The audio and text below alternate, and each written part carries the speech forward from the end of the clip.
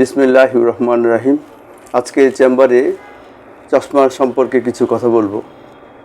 যাদের দৃষ্টি সমস্যা তারা চক্ষু বিশেষজ্ঞের কাছে আসলে চক্ষু বিশেষজ্ঞ যদি দেখেন তার যে দৃষ্টি সমস্যা এটা মূলত পাওয়ারের সমস্যা, তাকে পাওয়ারওয়ালা চশমা দিলেই সে ভালো দেখবে।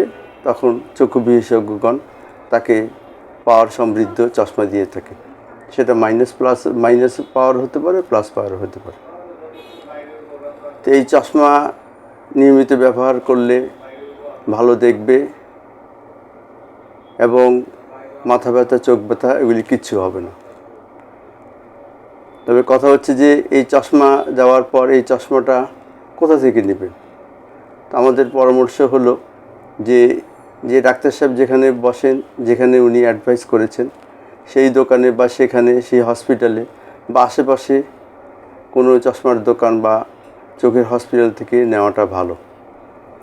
কারণ চশমা ব্যবহার করার পর যদি কারো কমপ্লেন হয় চোখ ব্যথা বা মাথা ব্যথা বা অস্বস্তি লাগে, সে অবশ্যই চক্ষু বিশেষজ্ঞের কাছে এসে থাকেন এবং পাওয়ারটা চেক করেন যে চশমার পাওয়ারের সাথে প্রেসক্রিপশনের পাওয়ার মিল আছে কিনা।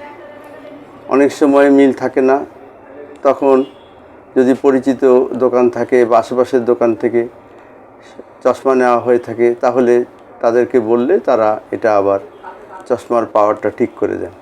কিন্তু যদি দূর দূরান্ত থেকে চশমা নেন সেখানে ডাক্তার সাহেবের তখন কিছুই করার থাকে না। ডাক্তার সাহেব পেশেন্টকে বলে দেন যে পাওয়ার ভুল হয়েছে আপনার বা সমস্যা আছে, চশমার পাওয়ারটা সঠিকভাবে তাকে দিতে বলবেন যিনি চশমা দিয়েছে, কিন্তু তারা দেয় না, অনেক সমস্যা হয়।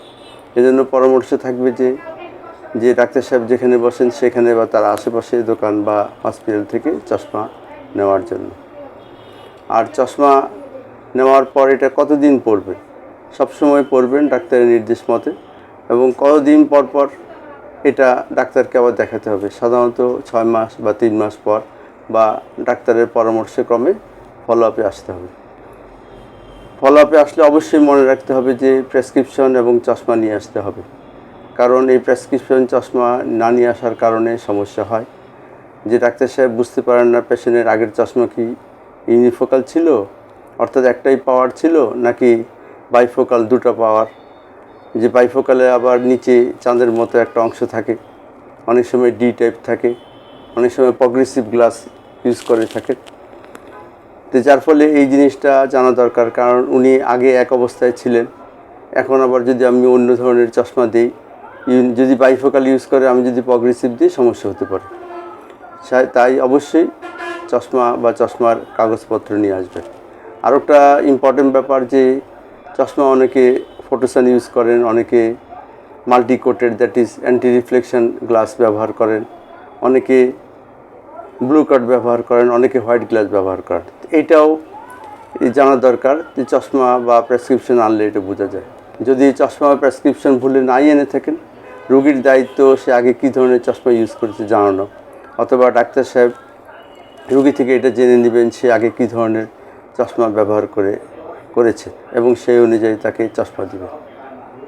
নিয়মিত ফলো আপে আসবেন ডাক্তারের পরামর্শ ক্রমে এবং সুস্থ চোখ রাখবেন, এটাই আমার কামনা।